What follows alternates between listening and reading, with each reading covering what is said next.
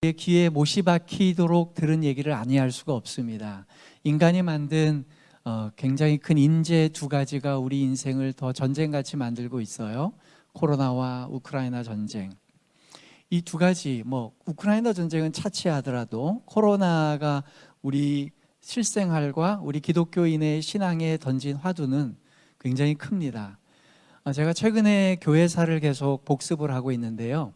교회사의 역사를 쭉 지켜볼 때에 전 세계의 교회가 일괄적으로 회집이 중단된 적은 이번이 인류 역사상 처음입니다. 그러다 보니까 코로나 이후에 우리 기독교가 갖고 있는 실제적인 문제가 무엇인지를 얘기하지 않을 수가 없습니다. 처음에 회집이 중단될 때는 이거 회집 중단되면 어떡하지 하는 우려의 마음들도 적지 않아 있었습니다. 그러나 한 2년여 동안 회집과 또 재회집 또 중단 이것이 오고 가는 가운데 우리는 한 2년이 지나고 난 지금 현재 어떤 현실을 맛보고 있느냐, 우리 안에 팽배되고 있는 이야기는 뭐냐 하면 아주 적나라한 질문에서 오늘 저는 설교를 시작하려고 해요. 그게 뭐냐, 교회를 가는 것이 우리에게 무슨 의미가 있을까? 그러니까 예배를 한 번 더 드리는 것이 내 인생에 어떤 의미가 있을까? 내 신앙에 어떤 의미가 있을까? 저는 이 질문을 오늘 같이 풀어보려고 합니다. 목사가 도망치지 않고 또 우리 설교자들이 현실에 우리가 갖고 있는 문제 앞에서 이것을 직접 다루어야 된다고 저는 생각을 하고, 그것을 이 주제를 가지고 과연 영상 예배로 드릴 수도 있는데 우리가 구태여 이 현장에 와서 예배를 드려야 될 이유가 뭘까? 그럼 우리가 싸우는 전쟁에서 우리가 이겨야 된단 말이죠.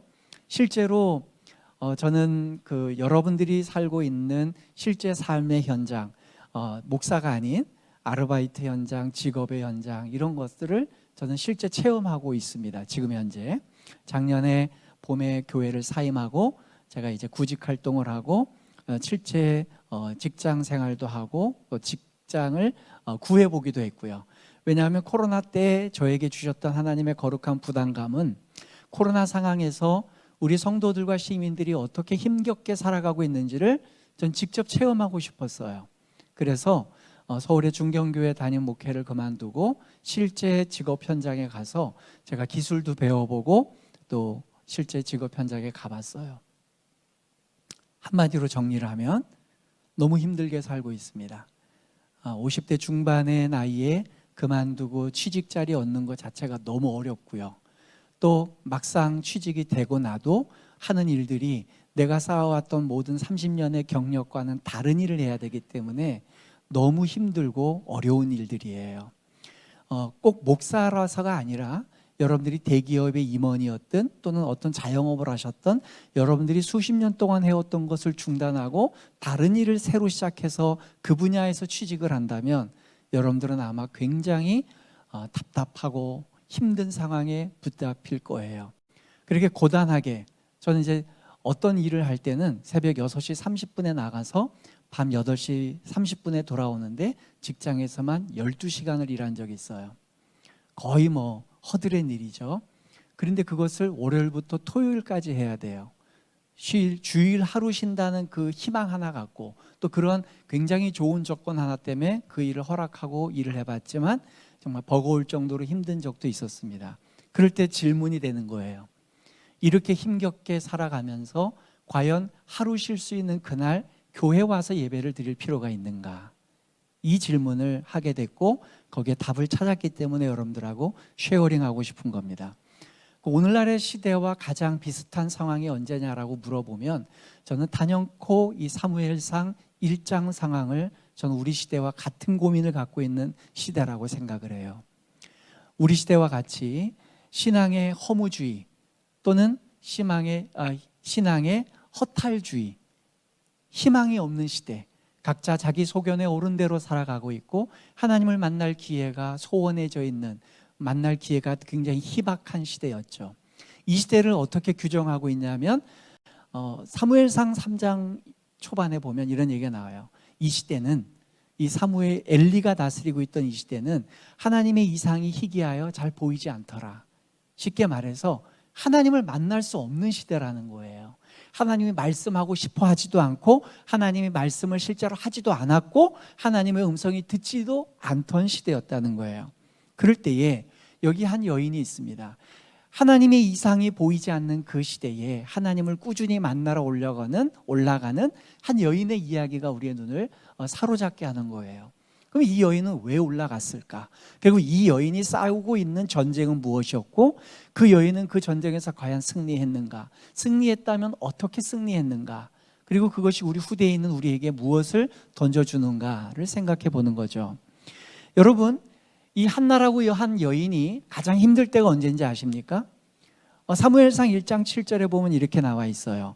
매년 한나가 여호와의 집에 올라갈 때마다 남편이 그와 같이 하매 분인나가 그를 격분시킴으로 그가 울고 먹지 아니하니. 한나가 언제 제일 힘들었는지 아십니까? 여호와의 집에 올라갈 때.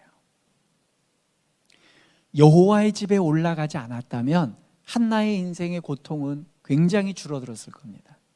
분인나가 괴롭히고 분인나가 화를 격동시키는데 그의 인간관계에 얽히고 얽혀서 도저히 풀어질 것 같지 않은 이 악습의 고리가 언제 더 그것이 피치를 높이기냐 하면 이 한나가 여호와의 집에 올라갈 때예요. 오늘날로 말하자면 교회 갈 때, 교회 예배드리러 가려고 갈 때에 그의 인생은 더 불행해지는 거예요.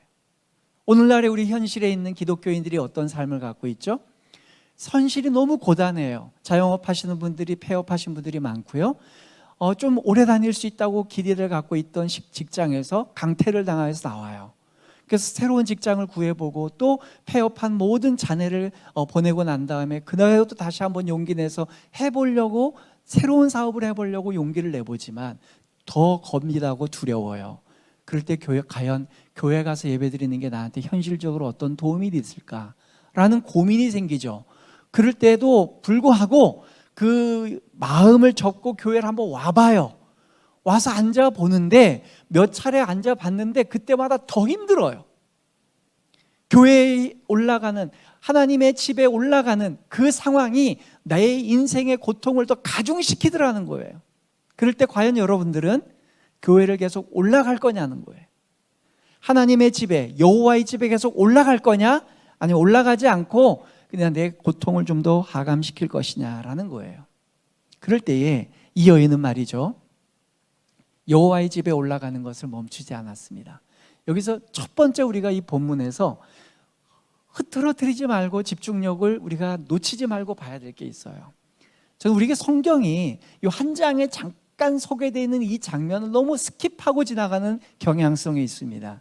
그래서 한나가 겪었던 그 수년 동안, 아니 수십 년 동안의 고통을 너무 스킵해서 간단하게 생각하고 그녀가 기도했더니 아들을 낳았대, 이렇게 그냥 훌쩍 뛰어넘더라는 거죠. 저는 그래서 오늘 그 앞상황에 조금 더 집중해 보려고 해요. 성경에 보면요, 솔로몬 시대 이후에는 성전이라는 표현을 쓰고 이미 하나님께서 벽돌과 여러 백향목으로 만든 집에 계셨어요. 그러나 솔로몬 시대가 되기 이전까지, 더 정확하게는 다윗의 시대까지는, 출애굽해서 다윗 시대 때까지는 이 하나님이 집에 계시지 않았어요. 텐트에 계셨어요. 그래서 그곳 이름을 성막이라 그래요. 들어보셨죠? 다 아는 거예요.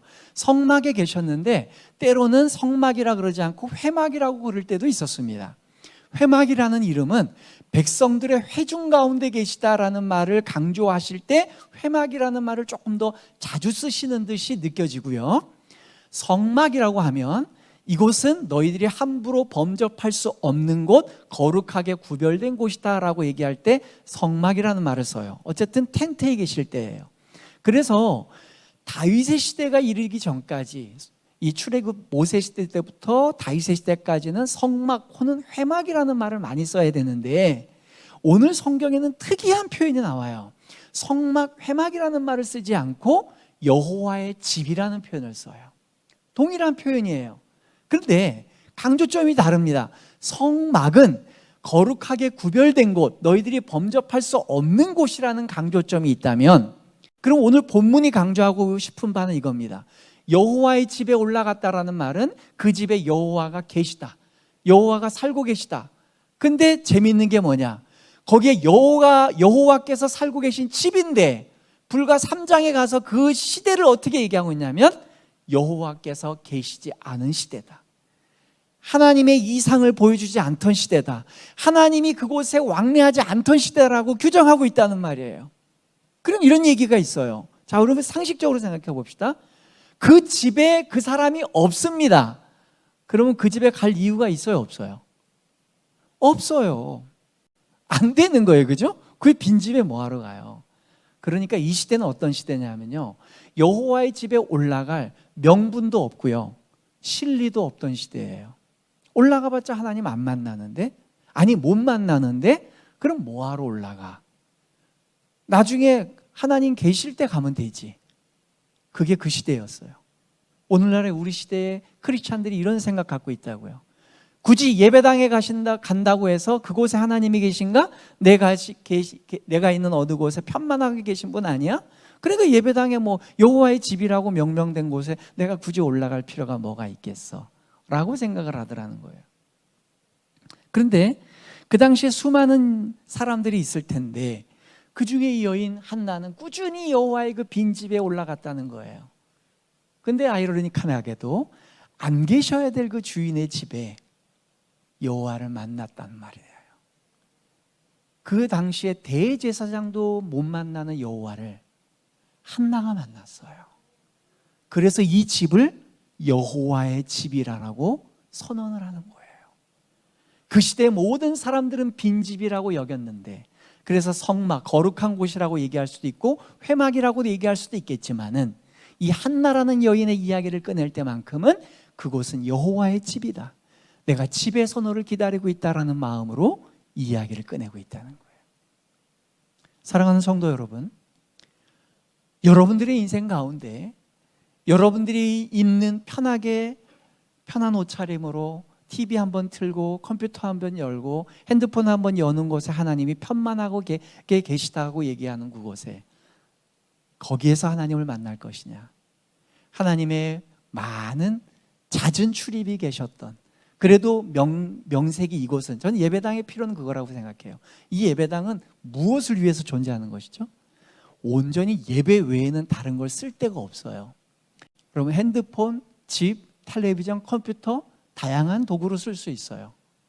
근데 예배당은 예배를 위해서만 쓸 수 있는 곳이에요. 그곳에서 예배하는 겁니다. 그 마음이 다른 거예요.